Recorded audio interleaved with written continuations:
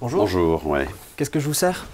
J'ai de l'eau, j'ai du café, du thé, du jus d'orange. Ouais, je vais prendre un thé. Un thé? Oui, merci. Un thé. C'est la première fois que je vous vois ici. Eh ben, c'est pas la dernière. C'est pas la dernière, vous êtes de passage? Qu'est-ce que vous Ouais, faites je ici, suis de au passage. Là, je suis pendant quelques jours ici à Aubagne. Bagne? D'accord. Ouais. Vous êtes venu pour le FIFA? J'ai entendu parler du Ouais, FIFA. en fait, au début, je croyais que c'était un concours de jeux de football. Ah. Et puis, en fait, je me suis rendu compte que c'était un truc sur la musique et le cinéma. Alors, ça tombe plutôt bien, voilà. D'accord. Et du coup, vous êtes venu présenter quelque chose? Je m'occupe alors, on appelle ça des participants, on va dire. Hein. C'est une masterclass.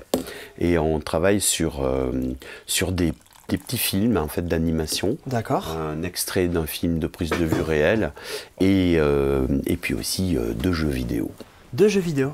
Lesquels? Alors, il y a un jeu sur les zombies. Les zombies. Ouais, les zombies. Celui-là, il est super drôle en fait. Et puis un jeu sur lequel moi j'avais travaillé qui s'appelle Rayman Legend. Rayman et donc Legend, on va faire juste une petite map, une map musique. D'accord. Et donc la musique va être jouée en direct. D'accord. Enfin, ils vont essayer de jouer en direct. De jouer en direct, ça va être compliqué quand même de jouer en direct ou... Ça va être très compliqué. Ça va être très compliqué, c'est sûr. Du coup, je voulais savoir comment vous êtes arrivé à devenir compositeur. Je veux dire, est-ce que c'est quelque chose que vous vouliez faire depuis tout jeune ou... Ouais, en fait, je faisais du ski et en fait, je me suis fait très mal au genou quand j'avais 14 ans. Et alors, bon, c'est vrai, j'habite à Montpellier, c'est pas facile de faire du ski à Montpellier, il y a plutôt la mer. Et donc, j'allais dans les Alpes, tout ça, mais c'était un peu compliqué. Et un jour, le médecin m'a dit, c'est fini, vous ne pouvez plus faire de ski de compétition. Alors j'étais tellement triste que je me suis enfermé dans des toilettes avec une guitare et je crois que j'en suis sorti quand j'avais 18 ans, un truc comme ça. Et alors, en fait, j'ai tout mis ce que j'avais mis dans le ski, je voulais faire moniteur en fait, et tout ce que je l'ai mis dans la musique. En fait, je l'ai continué dans la musique parce que j'avais fait déjà un peu de musique. J'ai pas commencé à 14 ans parce que mes genoux flageolaient. Ok, d'accord. Du coup, vous avez travaillé sur différents projets? D'abord au début, ouais, du court-métrage beaucoup, et puis surtout du court-métrage d'animation, parce que c'était l'idée c'était que j'ai eu entre guillemets le bonheur et la chance de rencontrer un garçon qui faisait lui son premier film, et moi je faisais pile poil ma première musique. Donc on a fait un truc en commun tous les deux. C'était super sympa parce que on avait 20 et quelques piges et que ce film-là a gagné un prix. Les gens de Canal+ ont dit on aimerait bien avoir une petite série et puis c'est parti. Et après ben voilà, je n'arrête pas. Voilà. D'accord. Puis j'ai rencontré, j'ai fait de la musique pour la danse, j'ai fait de la musique pour la scène et puis de la musique pour le jeu vidéo. Tout me fait bonheur en fait. J'ai pas un truc où j'ai envie de dire tiens je suis compositeur de musique de quelque chose. En fait je suis compositeur de musique plutôt mercenaire et puis voilà, je vais au plus offrant finalement. Je trouve en ce moment que le jeu vidéo c'est un endroit où moi je me régale d'y être. Peut-être parce que je travaille avec des gens bien, Ubisoft, qui est un petit développeur breton. Hein, oui, oui. Voilà. Et puis Sony, qui est un petit développeur pas très grand. Pas très grand. Il fait des petites télés là aussi. Hein. Et donc ça fait deux trucs où la musique est vraiment en amont du projet. On travaille vraiment de manière imbriquée dès le départ. La musique, elle peut aussi donner des pistes dans la manière de jouer ou en tout cas de voir le projet évoluer. C'est ça qui est intéressant. On n'arrive pas à la fin du truc quand tout est fini. Non, moi j'aime bien être vraiment au début du projet et de participer à son évolution. Surtout que c'est des histoires longues. Beyond Good and Evil numéro 2, on avait commencé en 2007, après ça s'est arrêté, mais on a repris récemment. Le jeu est encore au stade vraiment de la recherche. Il n'est pas fini d'être écrit, et il ne sera pas fini d'être écrit, de toute façon après il va mouvoir, il va évoluer et émouvoir, j'espère. Émouvoir, espérons-le.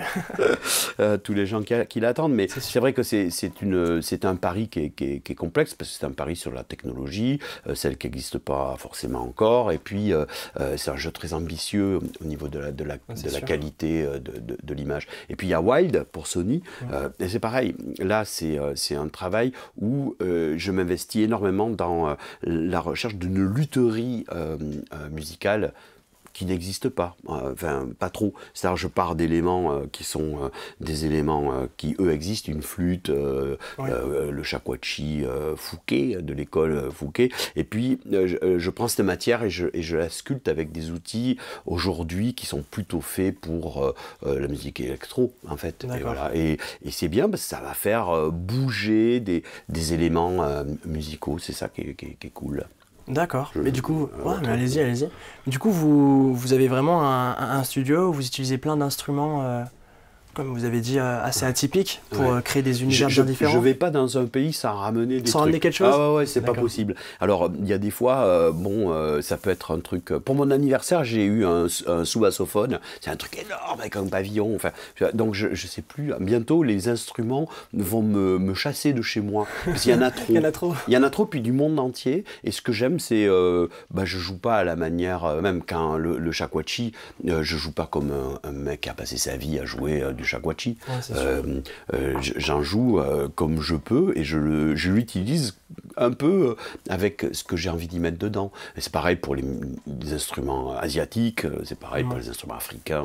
Mais c'est vrai que ramener plein d'instruments comme ça, vraiment divers et variés dans des projets, ça permet d'embellir la chose. D'embellir, en tout cas d'avoir une sonorité qui n'est pas la même que celle du voisin. Parce que je ne sais pas si vous avez remarqué, mais dans le bar, là, quelquefois il y a de la musique, et en fait on a l'impression d'avoir une musique très uniformisée, et dans le cinéma, c'est flagrant, quoi. C'est-à-dire, tout est épique, machin, même si c'est un film, ce serait stupide de mettre derrière notre conversation une musique épique. C'est sûr. C'est vrai que ce serait bizarre, ouais. T'as déjà utilisé tes connaissances pour faire des bruitages ou pour les utiliser pour faire des musiques?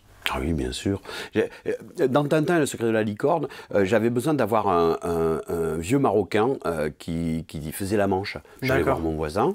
Il est décédé maintenant, mais Et alors, mais c'était génial parce que j'habitais un peu à la campagne, mais il y avait la ville qui arrivait vers moi, donc il y avait une clinique juste à côté. Donc il avait des chèvres et des moutons. Il prenait comment on appelle ça, les trucs qui font tchou tchou tchou, les frondes.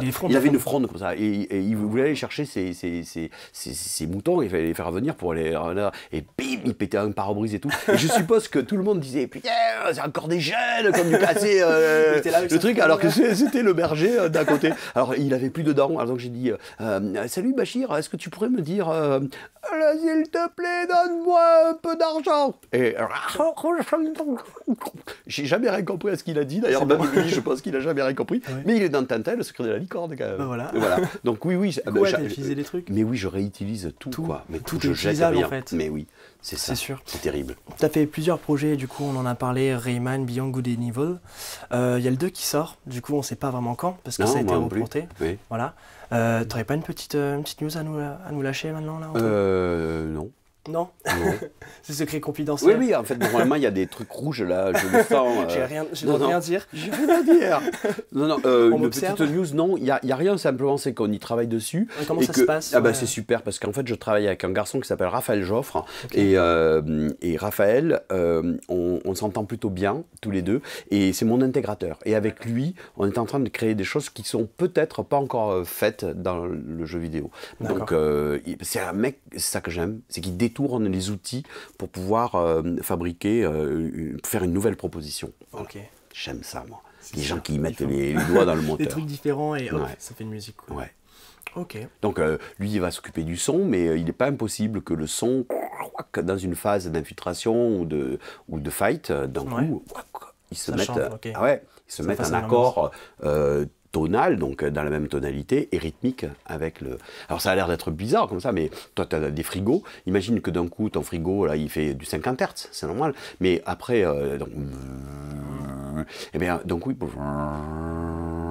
Et hop, il s'accorde avec la musique. Ah oui, mais c'est un frigo qui est une sorte d'intelligence.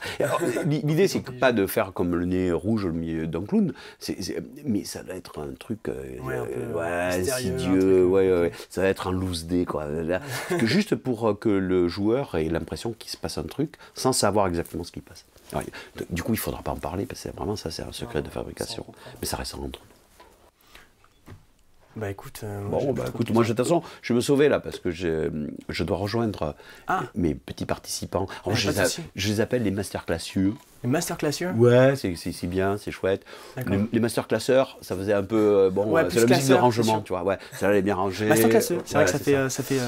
Et ou alors les masterclassiens. Les masterclassiens. Ouais. Ça se passe bien avec les masterclassiens d'ailleurs? Ça se passe super bien. Alors en plus, il y a un truc qui est chouette, c'est qu'il y a plus de filles que de garçons. Alors ça les calme un peu les garçons là. Ah ouais, ça les calme un peu? Ouais. Bon allez, je te laisse alors et puis. Pas de soucis. Je pense que je repasserai demain à la même heure à peu près. Il n'y a pas de soucis. Ouais, voilà. Ah, il y aura peut-être un peu plus de monde là parce que là c'est quand même. Comment tu fais pour gagner ta vie toi là? Bah écoute, là, je t'avoue que c'est un peu compliqué, mais après c'est vrai que pour le FIFA, il y a des personnes qui se ramènent et. Ouais, c'est ça. Après, et voilà. Ouais, quand ça aura bien commencé, tu veux dire. Mais en fait, là, c'est entre les séances, donc quand les gens ils sortent, voilà, ils ont tout de suite soif. Là, tu veux dire qu'ils sont dans le cinéma? Ouais, d'accord.